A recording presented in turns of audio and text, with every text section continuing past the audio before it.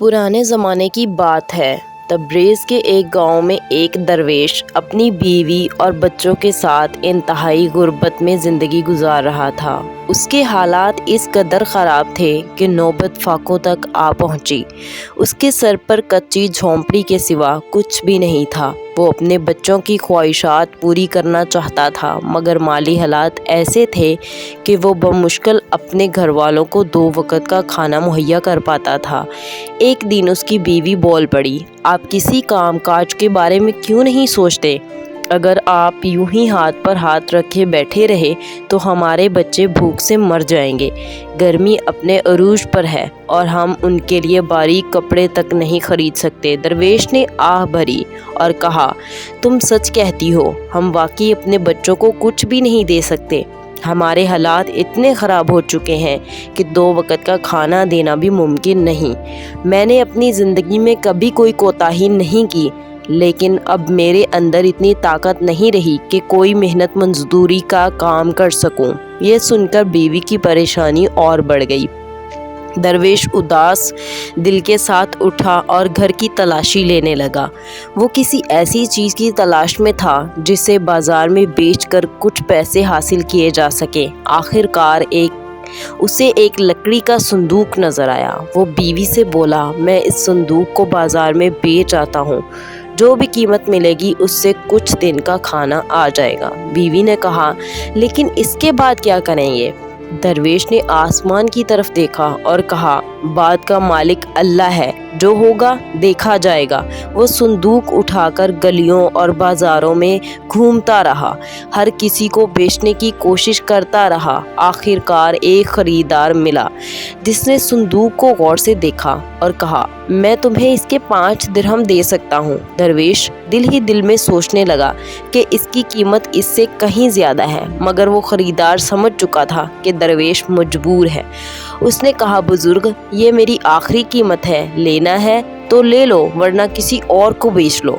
दरवेश ने मजबूरी में वो संदूक उसे दे दिया और 5 दिरहम लेकर वापस चल पड़ा। रास्ते में उसे 2 आदमी लड़ते नजर आए। करीब जाकर उसने देखा तो एक शख्स ने दूसरे का गिरेबान पकड़ा हुआ था और जोर ज़बरदस्ती कर रहा था। दरवेश ने नरमी से पूछा, बेटा, तुम लोग क्यों झगड़ रहे हो? एक आदमी रोते हुए बोला, बाबा जी, इसने मुझे सिर्फ 5 दिरहम के लिए काजी की अदालत में ले जाकर कैद करवाने की धमकी दी है। मेरे छोटे छोटे बच्चे हैं, अगर मुझे कैद कर दिया गया तो वो भूख से मर जाएंगे। दूसरा आदमी बोला, मुझे इन बातों से कोई फ़र्क नहीं पड़ता, मुझे तो अपने 5 दिरहम वापस चाहिए। ये सुनकर दरवेश के दिल में ख्याल आया कि ये शख्स मुझसे भी ज़्यादा मजबूर है। उसने अपनी जेब से 5 दिरहम निकाले और कहने लगा, ये लो, अपने दिरहम ले लो और इस शख्स को जाने दो। दूसरा आदमी दरवेश की सखावत पर हैरान रह गया। उसने चुपचाप दिरहम ले लिए और चला गया।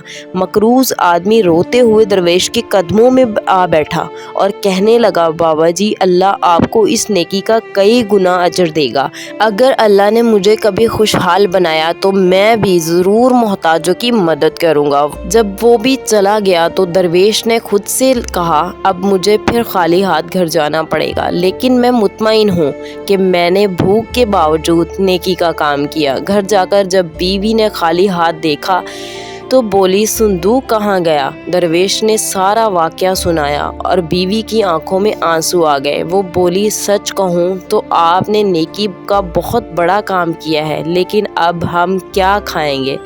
दरवेश बोला, अल्लाह कोई रास्ता निकालेगा, तुम फिक्र ना करो। अगले दिन दरवेश ने सोचा कि अब क्या किया जाए। उसने पुरानी चीज़ें टटोलनी शुरू कर दी, लेकिन कुछ खास ना मिला। अचानक उसकी नज़र एक पुरानी चटाई पर पड़ी जो बच्चों के सोने के लिए बिछाई जाती थी। इसने बीवी से कहा, मैं यही बेच आता हूँ। बीवी ने कहा, अगर तुम ये भी बेच दोगे तो बच्चे कहाँ सोएंगे? दरवेश बोला, अब सबसे ज़्यादा ज़रूरी खाने की चीज़ का इंतज़ाम करना है। चटाई हो या ना हो फ़र्क नहीं पड़ता। बीवी ने रोते हुए चटाई उठाई और कहा, ले जाओ, मगर इस कीमत पर बेचना कि कुछ दिन का खाना आ जाए। दरवेश चटाई लेकर बाजार पहुंचा। कई लोग आए, देखा और चले गए।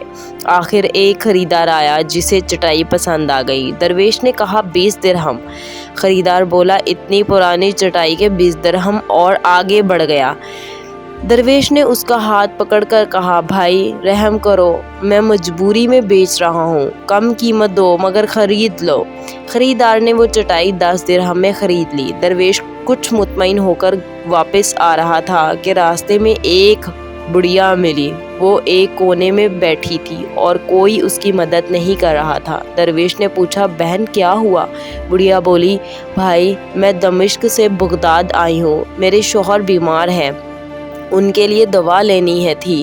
دوا تو لے لی مگر واپسی کا کرایہ کھو بیٹھی ہوں، 2 دن سے یہاں بیٹھی بھیک مانگ رہی ہوں۔ درویش نے ترس کھایا اور 10 درہم اسے دے دیے، یہ لو اور کسی قافلے کے ساتھ واپس چلی جاؤ۔ بڑھیا روتے ہوئے اس کا شکریہ ادا کرنے لگی۔ درویش ایک بار پھر خالی ہاتھ گھر آیا۔ بیوی بولی آج پھر ہمارے بچوں کا حق کوئی اور لے گیا۔ درویش نے پورا واقعہ سنایا، پھر کہا اگر اب میں کچھ بیچنے جاؤں گا تو میں بیچنے کی بجائے گروی رکھوا دوں گا تاکہ باقی کا سامان نہ چلا جائے۔ بیوی بولی اب ہے ہی کیا ہمارے پاس؟ درویش کو ایک پرانا بیلچہ نظر آیا۔ بیوی بولی یہ تو زنگ لگا ہوا ہے، کوئی نہیں لے گا۔ درویش لے کر بازار گیا اور ایک دکاندار سے کہا کچھ قرض دے دو، یہ بیلچہ گروی رکھ لو۔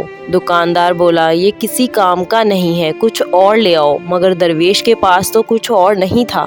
وہ اداس ہو کر بازار میں پھرنے لگا۔ شام کا وقت ہو گیا۔ ایک تاجر وہاں سے گزرا جس کے پاس بھیڑ بکریاں تھیں اور ایک بھری ہوئی تھیلی تھی۔ اچانک وہ تھیلی زمین پر گر گئی۔